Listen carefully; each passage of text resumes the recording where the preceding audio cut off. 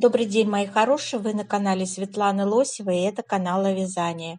Сегодня я хочу вам предложить вязаный топ, изысканный вязаный топ, который связан из тонкой пряжи, стопроцентный мерсеризованный хлопок.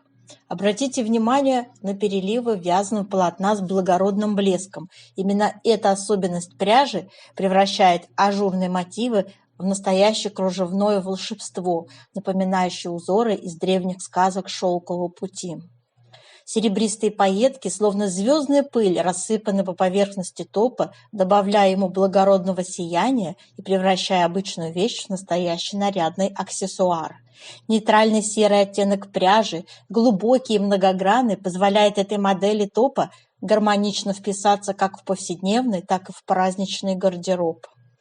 Средняя длина модели создает элегантный силуэт, а воздушная структура вязания обеспечивает непревзойденный комфорт даже в самый знойный летний день. В этом топе я чувствую себя одинаково роскошно и на утренней прогулке по набережной, и на вечеринке в кругу друзей. Получился такой верный спутник в любых жизненных ситуациях, где требуется одновременно комфорт и элегантность. При создании модели я старалась совместить дух восточной утонченности и европейской практичности, создать неповторимый образ, в котором классическая элегантность встречается с современным комфортом. Этот топ для меня не просто одежда, это воплощение мечты о совершенном летнем наряде, в котором реально комфортно летом в жару, современно и красиво одновременно. Если вам понравилась модель и вы хотите ее повторить, я подготовила абсолютно бесплатный мастер-класс по вязанию этой модели. Я вам покажу схему, выкройку и расскажу подробно, как я вязала. Описание составлено и выложено под видео и рассчитано на российские размеры от 44 до 50. Схема узора выглядит вот таким образом. Ширина раппорта составляет 8 петель, высота раппорта 16 рядов. Условное обозначение, смотрите, горизонтальная черта, изнаночная петля, вертикальная черта, лицевая петля, круг, накид. Вот такой прямоугольный треугольник, это 2 вместе лицевой с наклоном влево, этот треугольник, 2 вместе лицевой с наклоном вправо. В принципе, очень простой узор. Логически понятно, его легко вязать.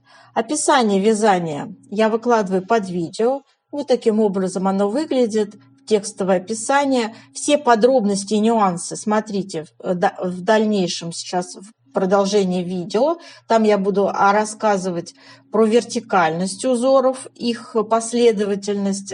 Здесь это наиболее актуально, на что нужно акцентировать внимание. Так, ну и в общем-то все подробности давайте смотреть дальше. Итак, девочки, вязала я этот топ из 2 ниточек. Турецкая пряжа Бегония фирмы Yarn-Art, 50 грамм, 169 метров, стопроцентный хлопок, тонкая ниточка очень тонкая, хорошо скручена, имеет такой шелковистый блеск, красивый очень в вязке смотрится. Ниточка стопроцентного хлопка. И цвет у него 49-20. Это старые у меня еще запасы. Ниточка давно-давно уже у меня лежит. И вторая ниточка королевские пайетки. Вторая ниточка это королевские пайетки. Вот эти маленькие пайеточки, они здесь и большие есть, и маленькие, от 3 до 6 миллиметров. Вот с такой частотой они встречаются. Продается на Валбересе. Я покупала, по-моему, в 100 грамм 330 метров. Вот очень экономно расходуется. У меня вот полбобины, а может даже и меньше или больше осталось. Не знаю, я не взвешивала. Много осталось, честно скажу. Но я же ведь не подряд вязала, а полосочками вязала. В общем, полосочки я формировала когда объединяла две эти ниточки друг с другом. Вот, а в основном вязала бегонией. Спица номер 4, основной узор. Расход пряжи 160 грамм, образно говоря. Это все вместе. Так, теперь давайте по выкройке. Вот таким образом выглядит у меня выкройка. Это размеры можно считать с такими параметрами. Ширина изделия 52 сантиметра, длина 53 сантиметра. Можно смело рекомендовать на размеры 44, 46, 48 и 50. Плотность у меня получилась в 1 сантиметре 1,7 петель и в 1 сантиметре 2,3 ряда. Это вертикальная плотность. Общая длина изделия составила 53 сантиметра, и в рядах это 124 ряда. Начинала я вязать спицами номер 3. Вязала резиночку на высоту, в общем, 12 рядов. Вот так выглядит моя резинка. Спицы номер 3 круговые. Набирала 160 петель, девочки. Вот. Затем в последнем ряду резинки равномерно прибавила 16 петель, чтобы на спицах получилось 176 петель. И распределяла узор. Сейчас покажу вам узор. Узор у меня вот такой. Это 8 петель в ширину и 16 рядов в высоту узор. Про условное обозначение я уже рассказывала. Раппорт составляет 8 петель. И вот таким образом у меня шло распределение. Смотрите. Вот у вас на спицах 176 петель. И это будет 22 раппорта по 8 петель по кругу. Предположим, вот здесь у вас начало, крестик, да, и вот так вот вяжете. Ну, то есть для того, чтобы замкнуть в круг, надо 177 петель набрать, и 1 петля у вас для замыкания в круг идет. Я уж эти моменты не озвучиваю, как бы изделие довольно сложное, поэтому не имеет смысла опытным мастерицам такие вещи, да, говорить. Так, далее. Значит, что мы вязали далее? Вот мы с вами вяжем, вяжем, вяжем. Смотрите, давайте со спинки начнем. Так, значит, на высоте 52 ряда от нижней планки мы делим наше тело на спинку и перед. То есть круговые спицы откладываем и берем прямые спицы. Я всегда начинаю вязать со спинки нового изделия. Так, и здесь у меня будет некоторое количество петель добавится. Вот таким образом у меня будет выглядеть распределение петель по спинке. То есть у меня идет 11 раппортов по 8 петель. Я добавила еще из протяжки, вытянула 1 изнаночную, крайне левую. И еще у меня добавились 2 кромочные, чтобы узор хорошо смотрелся. Вот. И я продолжаю вязать. По спинке у меня узоры следующим образом распределялись. Смотрите, девочки, 16 рядов – это наш раппорт, вот этот, ажурная часть, да, которую я вам схему показывала. 3 ряда, вот эти 3 и 3, между ними промежуточные, это вот наши пайетки. Я вязала 3 ряда пайеток. Так, это уберу сейчас, чтобы не мешалось. Смотрите, показываю вам. Видите, да? Вот идет у нас ажур-ажур и 3 ряда пайеточек. Вот, встречается. Видно, да? Хорошо. Вот. То есть у меня вот так вот все это дело чередовалось. Так. И вот, не буду уж я это все перечислять, как это схематично выглядело.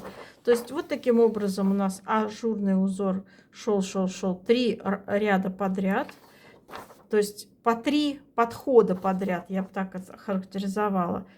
То есть сразу после планки у меня шли пайетки 3 ряда, затем 16 рядов ажурного узора по схеме, 3 ряда пайетки, опять 16 рядов ажурного узора, 3 ряда пайетки, 16 рядов ажурного узора, то есть 3, и опять 3 ряда пайеток. Это изнаночная гладь. Где пайетки, это изнаночная гладь, вы видели. Так, всего у меня 60 рядов. Вот таким образом вязалась узора по этой схеме. А дальше по спинке я сделала такое отступление от этого узора и вязала только вот один первый ряд. То есть я вязала также на высоту 16 рядов, но вязала только один вот этот ряд. Вот это все не вывязывала, всю эту красоту. Сейчас покажу, как это выглядит. Вот моя спинка, смотрите. Видите, да? Здесь у меня 3 идет ряда, 3 подхода. 3 подхода. Вот начиная от нижней планки. 1, 2, 3. Это ажурный узор. А дальше я просто вязала вот такими квадратами. То есть, как я и сказала, только первый ряд. Но на высоту я вязала эти квадраты также 16 рядов. Вот как получается. То есть здесь я просто провязывала изнаночную гладь, не вывязывая, а здесь у меня шла ажурная часть. Вот так у меня спиночка. И видите, тоже в высоту 2 раппорта я таким образом связала. Вот. А затем переходим опять сюда, смотрим. И 2 раппорта, вот у меня эти, где прямоугольнички наши вяжутся 16 и 16. Между ними опять по 3 с пайетками. 3 изнаночных ряда с пайетками. Вот. И далее идет просто 4 ряда изнаночной глади, 3 ряда пайеток, 4 ряда изнаночной глади. Это по спинке. Вот. 3 ряда. И вот таким образом все это выглядит. Заканчивается. Здесь у меня формировался вырез горловины. И сейчас об этом я расскажу. Пока вот про узоры. Так, по спинке, как я формировала вырез горловины. Смотрите, девочки, здесь я тоже схематично нарисовала. Значит, на высоте 106 рядов, это спинка, от нижней планки, я начинала формировать вырез горловины, закрывала средние 30 петель, а далее в каждом втором ряду последовательно 3 петли, и затем 2 раза по 1 петле. Вот, это видно. Все. Теперь, что касается скоса плеча. Смотрите, на вырез горловины у меня 40 петель, на плечи по 25 петель. Что касается вот одной петли, которую мы с вами для симметрии добавляли, вот эту одну изнаночную, ее можно либо игнорировать, ну, в общем, ладно, давайте так, исправлю я в описании. Пусть у нас на вырез горловины придется не 40, а 41 петля. Я тут исправила. На плечи по 25 петель. Закрывать скос плеча мы с вами начинаем. Давайте посмотрим, что здесь написано. Значит, для формирования скоса плеча на высоте 42 сантиметра, это 96 рядов от нижней планки, закрыть с каждой стороны 1 раз 4 петли и далее в каждом втором ряду закрыть 7 раз по 3 петли. Схематично вот так я это изобразила. То есть вот эти 25 петель закрыли 1 раз 4 петли, затем еще 7 раз по 3 петли. Всего высота у нас плеча 16 рядов скос. Высота скоса плеча 16 рядов. Так, теперь давайте перейдем на перед. Ну, петельки у нас по переду также распределяются, как и по спинке, в ширину. Вот. Единственное, там не будет сейчас по высоте, будет совсем другая картина. Еще раз показываю, вот так спинка выглядит. И переворачиваю я вам это перед. У переда здесь у меня, как вы видите, здесь я сделала плотное полотно. И начинается оно у меня в том самом месте, где заканчивается ажур. То есть, вот я показываю вам перед. Также я вязала вот 60 рядов ажура. Точно так же, то есть 3 ряда королевские пайетки, 16 рядов ажур. 3 ряда королевские пайетки, 16 рядов ажур. 3 ряда королевские пайетки, 16 рядов ажур. 3 ряда королевские пайетки. То есть это 16, это 60 рядов от нижней планки.